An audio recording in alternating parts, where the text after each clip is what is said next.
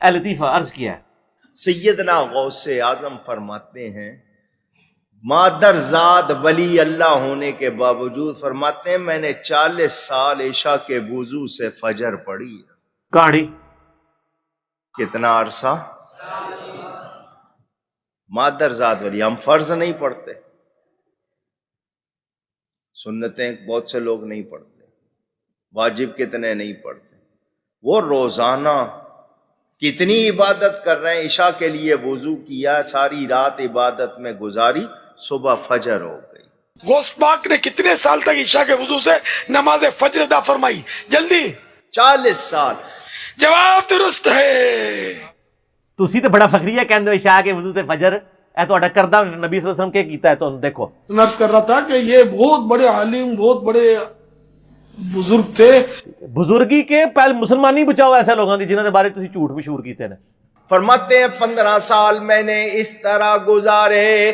عشاء کی نماز کے بعد اپنے حجرے میں جاتا، کھونٹی ایک گاڑی ہوئی تھی دیوار میں، کچھ بھی سمجھ لیں، ہک لگایا ہوا، اس کو پکڑ لیتا اور ایک ٹانگ اٹھا لیتا، بسم اللہ الرحمن الرحیم سورہ فاتحہ سے قرآن پڑھنا شروع کرتا، اور اٹھائی ہوئی ٹانگ زمین پر اس وقت رکھتا تھا جب پورا قرآن ختم کر لیتا تھا. 15 سال اس طرح گزارے. کہاڑی 25 سال جنگلوں میں، 40 سال عشاء کے وضو سے فجر، اور 15 سال یہ اس درمیان کی باتیں. یہ فنیٹک قسم کی اپروچ نہیں ہونی چاہیے. صوفیاء میں یہی تھی نا، گندے کپڑے، ننگے پھرنا، فاقے کرنا، اور وہ کہتے ہیں بس اس طرح ہی رہو تو اللہ کو حاصل کرو گے، بیوی بچے رکھنے کی ضرورت نہیں ہے.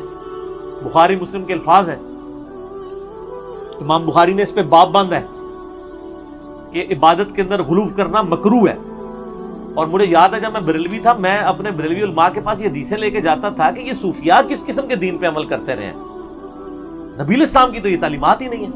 تو وہ کہتے تھے ان حدیثوں کو نہ پڑھا کریں آپ. تو ان کو پتا تھا کہ یہ کہیں علمی کتابی نہ ہو جائے، یہ ٹنی سے سنی نہ بن جائے. اور اللہ کے فضل سے بن گئے، الحمدللہ سنی بن گئے، صحیح والے سنی، کتاب و سنت والے، سن سنا کے سنی نہیں. تو بخاری مسلم میں الفاظ ہیں.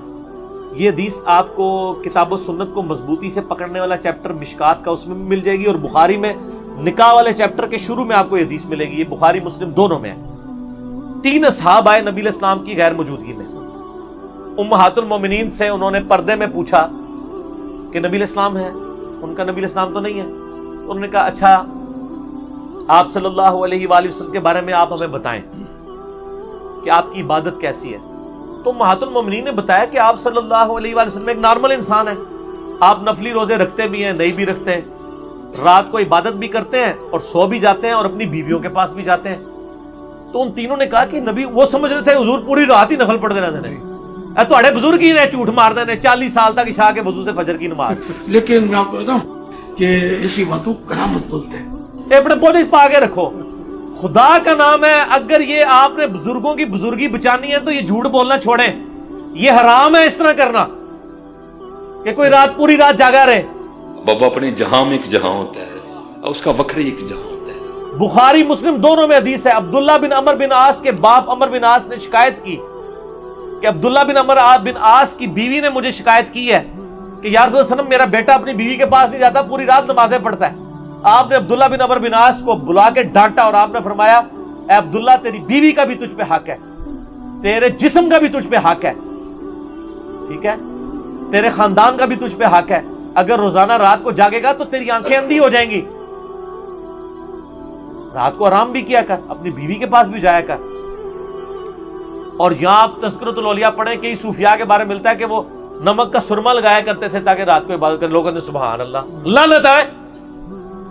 حضور تے اپنے صحابی نو کہہ رہے ہیں رات کو جاگنا نہیں، انا ہو جائے گا، سویا کر اور تھوڑی سی عبادت بھی کیا کر. تو آٹے بابے کہتے ہیں عشاء کے وضو سے فجر کی نماز پڑھتے سن. وہ میرا پتہ کس نے پڑھتے سن؟ فجر داخل ہوتی ہے نا 5 بجے، 4:55 عشاء پڑھتے سن تے 5 بجے فجر پڑھتے. منحوس آدمی راتی خراٹے ہی مارتے سن جی. میں کو پوچھ لو، ہاں انج اگر کرتے نا پھر ٹھیک ہے، ورنہ دوسرے معنی میں ان کی بزرگی کو نہیں جو بچ دی. تو بخاری مسلم کے الفاظ ہیں. جب وہ 3 اصحاب یہ بات کر جب سنی نا تو انہوں نے کہا کہ او حضور تو بخشے بخشائے ہیں نا. ایک نے کہا میں پوری رات عبادت کروں گا, دوسرے نے کہا کہ میں روزانہ روزہ رکھوں گا, تیسرے نے کہا کہ میں تو کنوارا ہوں, میں شادی نہیں کروں گا, اللہ اللہ ہی کروں گا. یہ بات کر کے چلے گئے. نبی صلی اللہ علیہ وآلہ وسلم واپس آئے تو آپ کی ازواج نے بتایا کہ اس طرح 3 بندے آپ کو پوچھنے آئے تھے, جاتے جاتے یہ کر کے گئے. آپ صلی اللہ علیہ وآلہ وسلم اتنے جلال میں آئے, آپ نے کہا کہ بلاؤ انہوں نے, پھاڑ کے لے آؤ. آپ نے ان کو ڈانٹتے ہوئے فرمایا اللہ کی قسم میں تم سے زیادہ اللہ کا خوف رکھتا ہوں. اس جملے کا مطلب پتہ کیا تھا؟ کہ تسی بہتے نیک بن دے ہو, یہ مطلب تھا. لیکن نبی علیہ السلام کے ایک اخلاق تھے نا, آپ بات اس انداز میں کرتے تھے, اللہ کی قسم میں تم سے زیادہ اللہ کا تقوی رکھتا ہوں, میں رات کو سوتا بھی ہوں اور نماز بھی پڑھتا ہوں, میں نفلی روزے رکھتا بھی ہوں, چھوڑ بھی دیتا ہوں, اور میں نے اتنے نکاح کر رکھے ہیں, اور نکاح میری سنت ہے. فمن رغب عن سنتی فلیس منی, جس نے میری سنت چھوڑ دی اس کا مجھ سے کوئی تعلق نہیں ہے. یہ آخری ٹکڑا ایک پڑھتے ہیں, نکاح میری سنت ہے, جس نے سنت چھوڑ, او خالی نکاح سنت نہیں, اور باتیں بھی بتائی ہیں. یار نہ کر, نہ امت نو پاڑ, خدا دا واسطہ جی نہ کرو اس طرح. تواڈے بزرگ بابے میں بھی رگڑا لگے ہوا ہے جڑے سو کارڈ ہیں جی.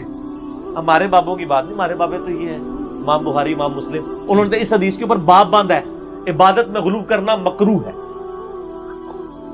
ایک اندر روزانہ جاگنا ثواب کا کام ہے, امام بخاری نے باب باندھے ہیں مکروہ ہے, کیونکہ امام بخاری نبی علیہ السلام کے ماننے والے تھے, اور آپ کے بزرگ بابے جو ہیں یہ امپریس تھے یہودیوں کے راہبوں سے, اور عیسائیوں کے راہبوں سے, اور ہندوؤں کے راہبوں سے. تو بہر فرق تو ہوگا نا پھر, ایک اللہ کے نبی کا ماننے والا ہوگا, ایک پنڈتوں کے سے امپریس ہوگا, تو فرق تو ہوگا نا. اس لیے ہم کہتے ہیں کہ کہہ دیں نہ میں وابی نہ میں بابی, میں ہوں مسلم علمی کتابی. علمی کتابی دین پھر یہی ہے. ٹھیک ہوگا.